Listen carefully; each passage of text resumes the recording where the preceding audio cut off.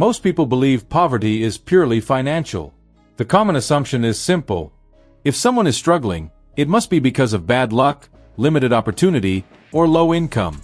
Money, in this view, becomes the sole explanation for financial difficulty. Psychology tells a deeper and more uncomfortable story. Two people can earn the same amount of money and end up in completely different financial realities. One slowly builds stability and freedom. The other remains trapped in stress, scarcity, and constant recovery. The difference is rarely intelligence. It is not even motivation. The difference is how the brain thinks about money, time, risk, and self-worth. These mental patterns operate quietly, shaping decisions long before numbers appear on a bank statement. This story is not about blaming individuals for their financial situation. It is about understanding the invisible mechanisms that keep people stuck. Understanding these patterns does not guarantee wealth, but ignoring them almost guarantees struggle. Short-term thinking and the war against the future. The human brain was not designed for modern financial systems. It was designed for survival. Thousands of years ago, prioritizing immediate comfort over long-term planning kept people alive. Today, that same wiring quietly sabotages financial stability. Short-term thinking leads to choices that feel good in the moment but create long-term consequences. Money is spent for relief instead of strategy. Savings are delayed because the future feels distant and abstract. Discomfort now feels unbearable, while discomfort later feels imaginary. The brain discounts the future, treating it as less real than the present. When the future feels unreal, discipline disappears.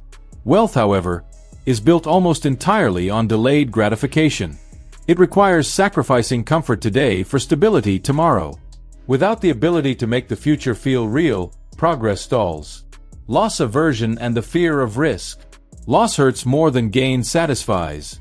This is not a personality flaw. It is a neurological fact.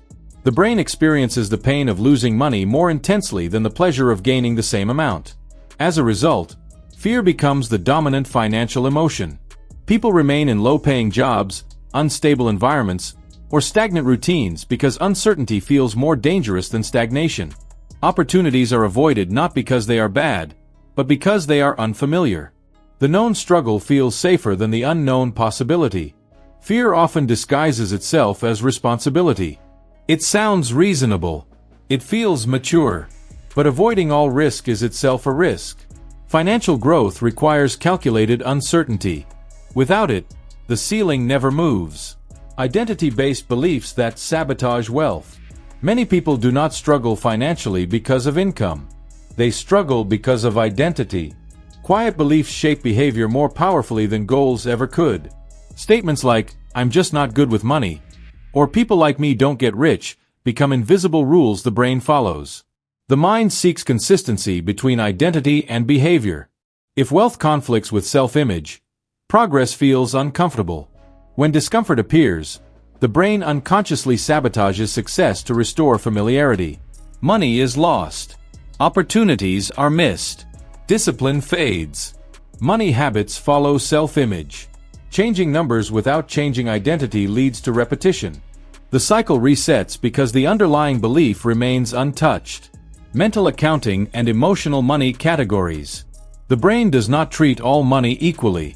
A paycheck feels different from a bonus. A refund feels like free money. Debt feels distant and abstract. This phenomenon is known as mental accounting. Instead of viewing money as a single system, the brain separates it into emotional categories.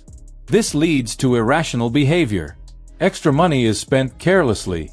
Budgets feel flexible when they should be firm. Financial security becomes an illusion created by labeling rather than reality. Money does not recognize categories. Every dollar carries the same power and the same responsibility. When money is treated emotionally instead of logically, leaks form everywhere. Scarcity mindset and cognitive narrowing. Scarcity changes how the brain functions. When resources feel limited, thinking narrows. Focus becomes short-term. Impulse control weakens. Decision quality drops. This is not a mindset problem. It is a neurological response.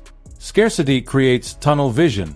The brain shifts into survival mode, prioritizing immediate relief over long-term planning. Ironically, This state makes long-term improvement almost impossible.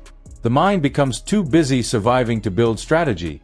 Abundance is not only about having more resources.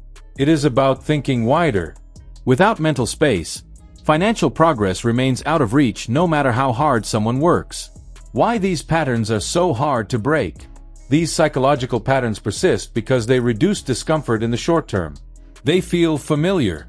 They feel safe. The brain prefers certainty, even when that certainty leads to harm. Breaking these cycles does not begin with motivation. It begins with awareness. You cannot outwork a mindset you do not recognize. Until the pattern becomes visible, behavior will repeat automatically. Awareness creates interruption. Interruption creates choice. And choice is where change begins. Conclusion. Awareness before abundance. Staying poor is rarely the result of one bad decision. It is the result of many small psychological errors repeated consistently over time. None of these errors make someone weak, lazy, or incapable. They make them human. But humans can reflect. And reflection changes outcomes. When thinking changes, behavior follows.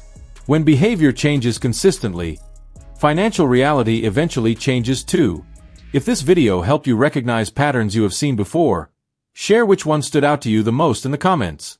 Support the channel by liking the video and subscribing for more calm, documentary-style breakdowns of the psychology behind money, power, and human behavior.